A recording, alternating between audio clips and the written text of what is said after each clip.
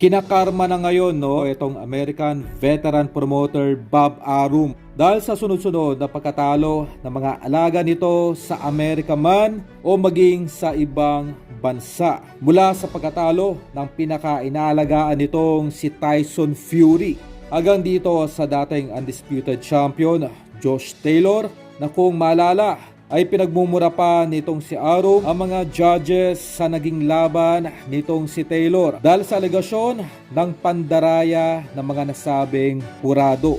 Sa kabilang balita mula sa ating pinagkakatiwalaang source ay labis ang sama ng loob ngayon nitong ating former 3 Division champion John Riel Casimero dahil sa mga bigating laban sana nito ngayong taon na hindi may kasakasa dahil sa tinatawag na politics o yung maruming kalakaran sa loob ng boxing mula sa pag-atras nitong sina Luis Nery, Sam Goodman at itong si DJ Duhaney hanggang sa pag-atras na naman ni Inoue na makaharap itong si Ala. Sa madaling salita ay literal na minamaliit ng boxing organization itong mga promoter ngayon ni Casimero.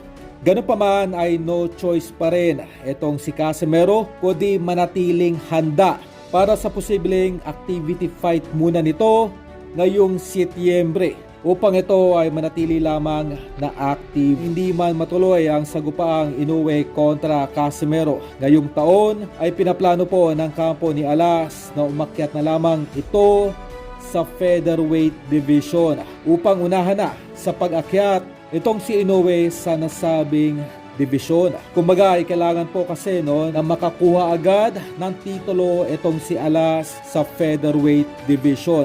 Dahil batid na lahat na target ngayon ng kampo nitong si Inoue na maging 3 Division undisputed champion. At ito ay magagawa lamang kung aakyat ng division ang nasabing hapon.